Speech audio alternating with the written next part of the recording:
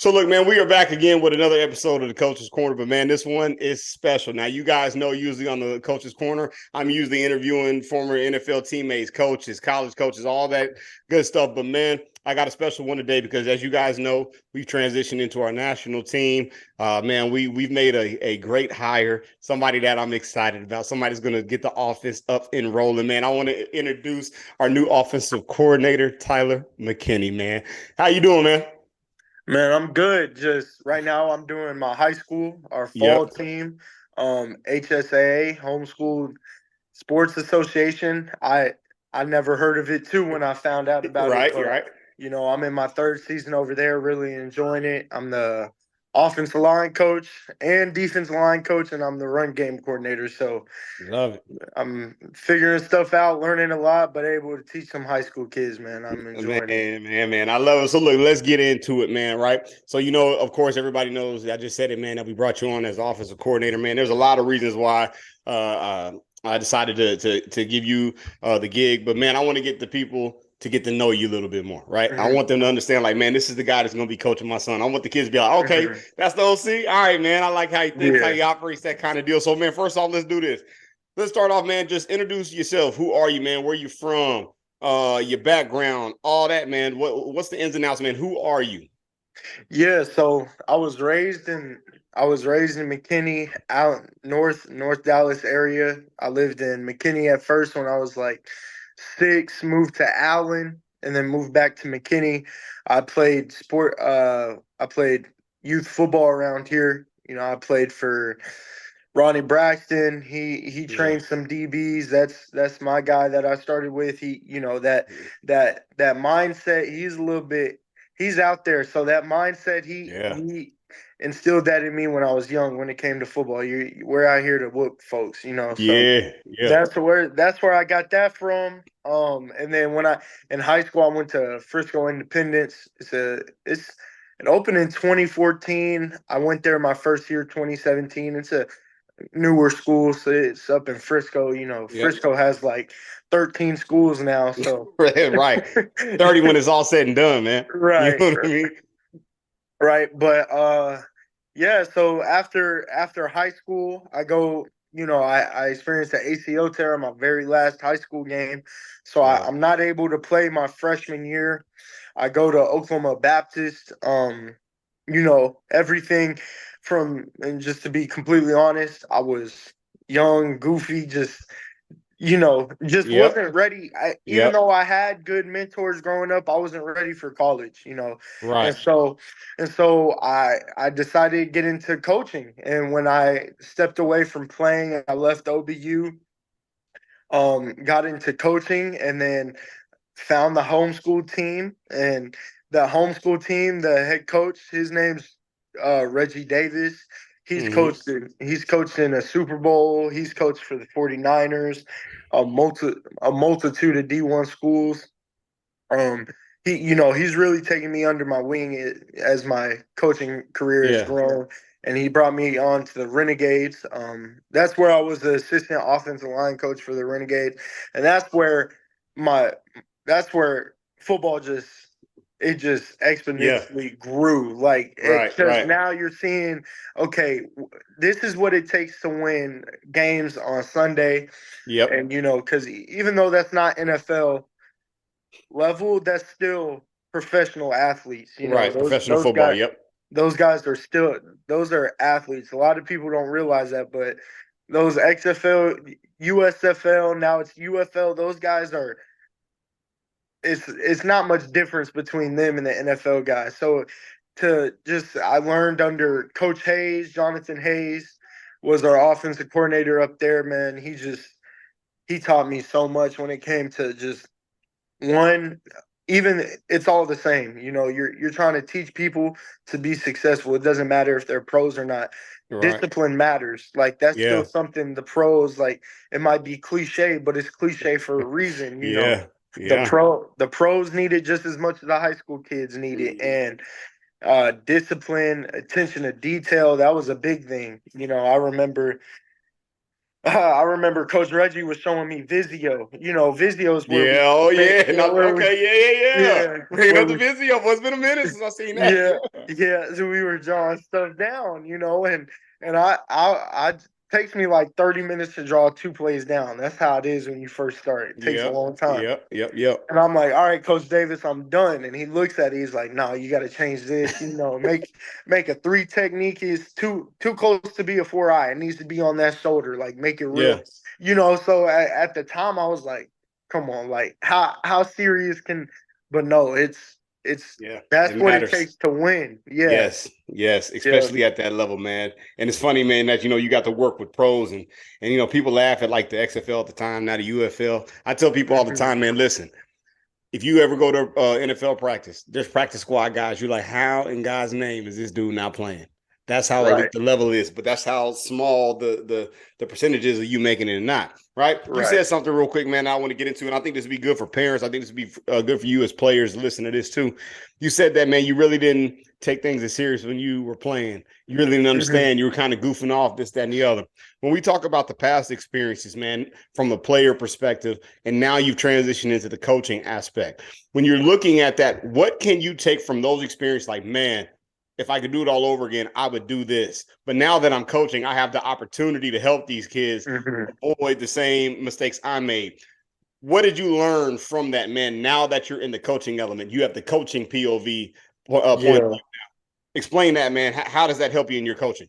Yeah, so I mean, I always think like, all right, think what the player would think or what I would have thought, because when I was playing, I felt like I tend to take things personal from a coach. Like if coach says something, it's like, all right, forget, type Yeah, man. Both that what you type. talking about? Yeah. Uh-huh. Right, right. And now that I'm from a coaching perspective, it makes me understand. No, this, like I said, it's cliche for a reason. There is a reason why coaches harp discipline. Hey, you got to do this, you got to do that. Like the Yeah. little things do matter, and that I guess that would be the biggest thing. Is like, yeah, it does matter the way I played offensive line. Those first 2 steps, that Mm-hmm. does matter. You know what I Yeah. mean? Knowing the concept, not knowing what you're doing, just what you're doing, knowing the whole picture, the big picture. Yeah. That's the biggest difference. So I feel like with me being, not so far removed from being a player, I'm able to connect in a way that's like, okay, I understand where you're at, but this is where we need to be, you know. Yeah. Yeah. So that's the biggest So, man, difference for me. now we know that you're young, man, and people don't need to know your age because there's some might laugh, be like, nah, I'm not gonna mess with him. But we got a younger guy, man, but a guy that I think that that's very smart, that's mature, wise beyond your years, right? And when we talk about the transition into coaching, man, what was it? What made you say, you know what, I want to get into this coaching game? You know what? I want to impact young guys' lives. You know what, man? I think I could do this. You know what I'm saying? What Mhm. was that like? How did you transition from player to coach? Yeah, so in high school, my offensive line coach, Coach Walker, he told me like I was probably a junior or senior. That was always my thing. I always knew the playbook like the back of my hand. I always knew what needed to be done, protection wise, run game Right. wise. Like I played center, so I ran the offensive line. And he was like, I think you would be a good coach one day. And I was like, man, I want to play like coach, Right. Yeah. Yeah.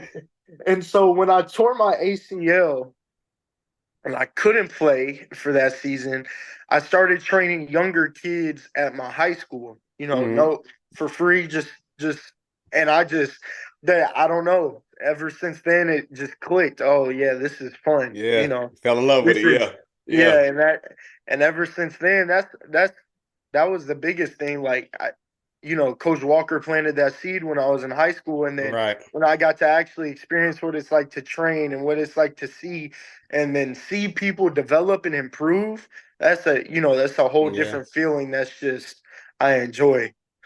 Man, I tell you what, it's kind of funny, man, when you talk to people getting into coaching, it's kind of a couple things that are in common when Hmm. guys go into the coaching, and it's usually from a trauma aspect. Something usually happens, right? So especially you have a former player, it could be injury, it could be I got cut from this, and you want to take those experiences, man, and be able to give those kids that and be like, look, man, I've been Yeah. down that road, dog. Some may be women, some may be girl, whatever. Right? I've been down that Right. road. Say, man, nah. Yeah. It's something that draws you to it. You know what I mean? Look, one of the Hmm. things, man, that drew me to you, and so for everybody listening, on why I was highly intrigued about you at the offensive coordinator position was your time in the XFL.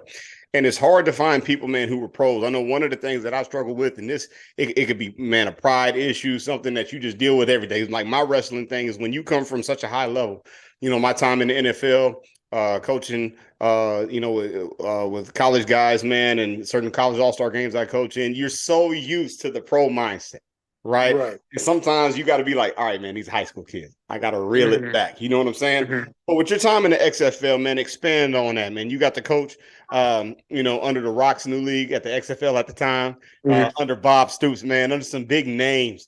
And man, Hmm. being a young guy, being the offensive line assistant at the time, there's so many things that you took away. Explain, kind of expand upon your time, expand upon the slow start, the championship run y'all made, Yeah. your learning experience under Bob Stoops, all those things, man. Expand upon that.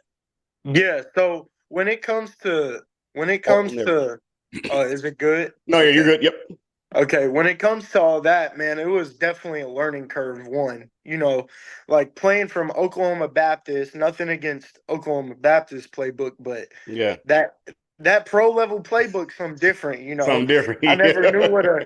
a can or a auto. That wasn't, Uh-huh. that wasn't something I ever played with. And Mm-hmm. so that it was definitely a learning curve. And I know we had talked about it. Coach Heimbach, he's a great coach. Yep. I was his assistant. He's the offensive line coach. And I remember we were, it was at the end of the day, players left, and he's like, "Hey, get on the board." So I'm like, "Okay." He draws 30, Yep. 34 power, right? 34 Yeah. power. Yeah. And I do the offensive line, and I'm like, "Look, I got it." And he was like, "Okay, what does the QB do?" And I'm like, "Oh, I don't know that one." Right. Yeah. You And said then you said I coach O line, dog. You ain't say nothing about the quarterback.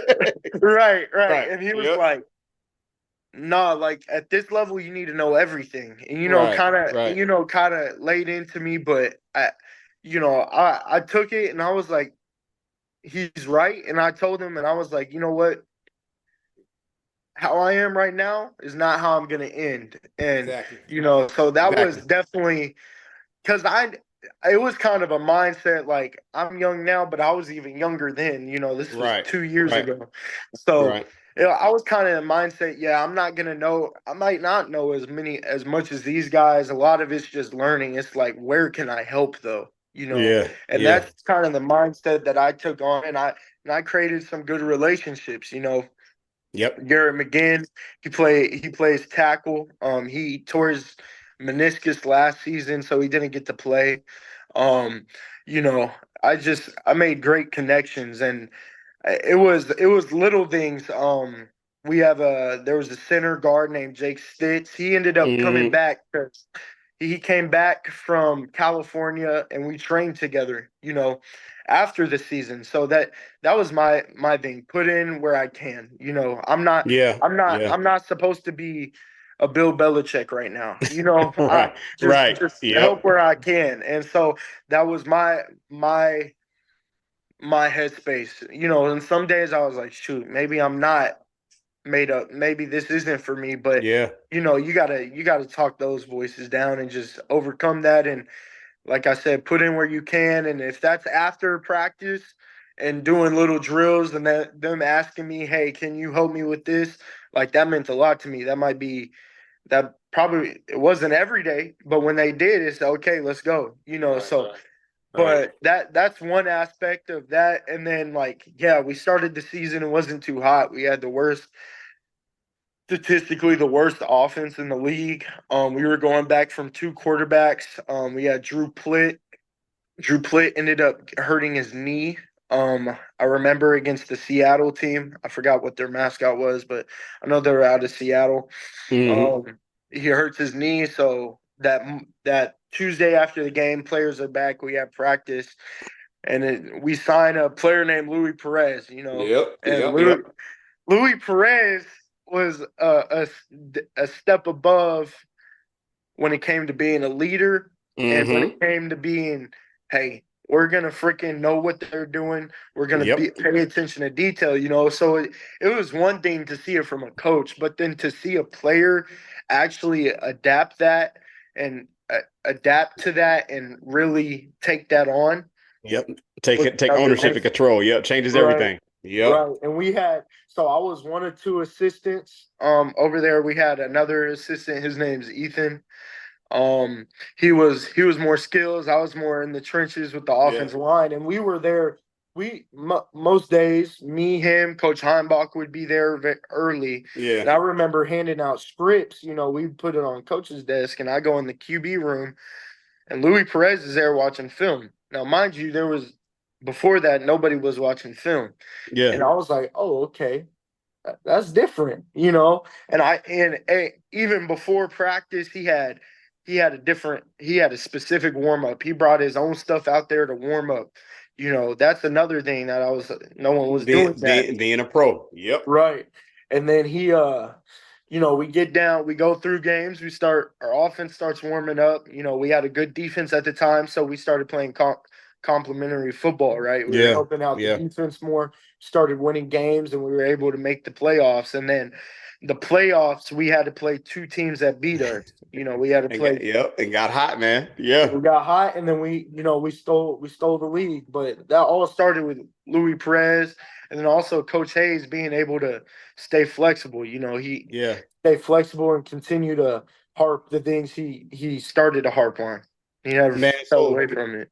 I love it, man. So let's do this. So like now that you have your time, man, coaching pros, you understand what that level looks like. What are the takeaways, man? So what did you learn from a coaching aspect, and how did it morph your coaching beliefs, right? So now, what do Mhm. you believe in as a coach, as an offensive coach? This is what I believe. This is what I stand by. This is what I think is going to make us successful, make you successful. How did it transform your coaching outlook coming from the XFL, and now that you're joining the PPT staff? How does that all formulate together for you? Yeah, so from my perspective of it all, like I said, if I haven't said it enough, it's discipline and attention to detail. Yeah. Like we're gonna know what we have to do to be successful, you know, and that was the biggest thing, you know. Of course, when it came to technique and seeing stuff like that, like of course, but as a big picture, like Yeah. yeah, I needed to know the quarterback reversed out on 34 power. Like that Yeah. that's important to know, you know. Yep. So that it's attention to detail, and then also just sorry, No, you just good. routine. Yeah. Okay. The players need to know what we're doing. Like the players Yep. don't need to show up on Monday. Hey, what are we doing? No, we're doing the same thing we did last Monday, and we're getting ready for this team. These are the drills we're running. You know, this is what we're doing. This is our offense. You know, and it's the routine and knowing what we're doing. The players need to know what we're doing. They don't need to show up. Okay, what are we doing today? No, you're ready, you're prepared, and we're gonna Yep. go execute it instead of you Love it. showing up and then we're figuring out what we're doing. So that's my point of view. Like that's what changed it all. It's like there's a way to attack it, and it's not arbitrary. There's a Yeah. reason why we do what we do, you know, and Love it, man. that's the biggest change for me. Yeah. Love it. Love it. So now, man, now we kind of getting close to wrapping this thing up, man. What was it? We've had a few conversations here and there, but what was it that attracted you to PPT, man? What made you be like, you know what? I love what they're doing, man. I love what they're about. This is something I want to be a part of. What brought you to us? Yeah, I think the idea of like on the website, bridging the gap for these kids. You know, Yes. like college one, my recruiting was tough, you know, because I'm not a 6'5" offensive lineman. I'm a 6 foot Yeah. on a Yep. good day, you know, with cleats Right. on. Right shoes, and Right, insoles. Right. right. So that recruiting was tough for me, you know, trying to Yeah. get there, and then especially experiencing an ACL tear. Yeah. That wasn't, you know, that was hard to get around, but it was also getting to college. Like it's such a act. Like you Yes. gotta you gotta adjust to it, and I felt like bridging the gap where we can make the adjustment period or where they need to be if we can shorten it. And I think Yeah. That's that's beautiful. really what pushed me to work with you guys and just join the team. It's like, okay, I know what I know. I know what I've experienced, and here where I can Yeah. help. And we've been on that level, man, and we understand, like, look, if you're a 5-star, this is what you need. If you're a 0 per se, this is what you need. Like you said, bridging the gap. That's the whole goal of what we're trying to do, man. Right. So, look, man, this is the last question I have for you. For all the players that are listening, all the parents that are listening, what can they expect from you, and what is the expectation of the players for you? All right. So, what can they expect, and what do you expect of them? Yeah, so let's get this. I want you to be successful. Like, Yeah. let's get this straightened out right now. I want you to be successful. I'm not here to just to get wins under my belt and hey, we won, I look good or whatnot. No, we're Right. gonna be Right. successful, and because we're successful as a group, wins will come of it. But you're going to get looks. I want you to get looks, and I want you to be able to go to the next level and be successful. I don't want you to just get in and be on the roster for 4 years and not do nothing. So Yeah. that's my first thing. But how we do that, I'm gonna get on to you. I'm gonna let you know when you're Yeah. wrong. Like I said, when you are falling short, and I know this, maybe it's not asked of you in high school, but this will be asked of you in college. That's the standard we're Yes. gonna, we talked about it. That's the standard we're holding you to. I'm not asking for you to be a 12th grader anymore. No, at this point, we're Yes. training you to get ready for the next level. So that's how Beautiful. I'm gonna coach you. I'm gonna let you know this is what we're doing. This is why it matters. And when you fall short, I'm gonna let you know. But when you do good, we're gonna celebrate and we're gonna enjoy it. Yeah. So that's my I perspective love of it. that. I love it. I love it. Well, look, man, this is another episode of the Coach's Corner, man, where now you guys kind of get a quick glimpse into why I brought on Tyler to be the OC, man. Listen, at PPT, our goal is to bridge the gap between exposure and scholarships. We understand the landscape of recruiting is changing. We understand that, man, it's harder and harder, more than ever now, for high school guys to be seen. And we want to put you with the right people, the right coaches to train and develop you, man, built off pride, preparation, and technique. PPT. Pride, preparation, technique, and everything that we do. Look, Tyler, man, I look forward to working with you. You already know the deal, man. Especially as we start getting these players in here and getting them up and going and ready to go and train for the season, man. But look, I hope everybody's excited. I hope you guys get a small glimpse into what PPT is trying to do. You can feel the passion, man. You can feel the energy off the video, man. We're excited to work with you guys, excited to work with your kids, but most importantly, man, we're excited to help bridge that gap, all right? Man, look, until next time, this is another episode of the Coach's Corner. See y'all soon.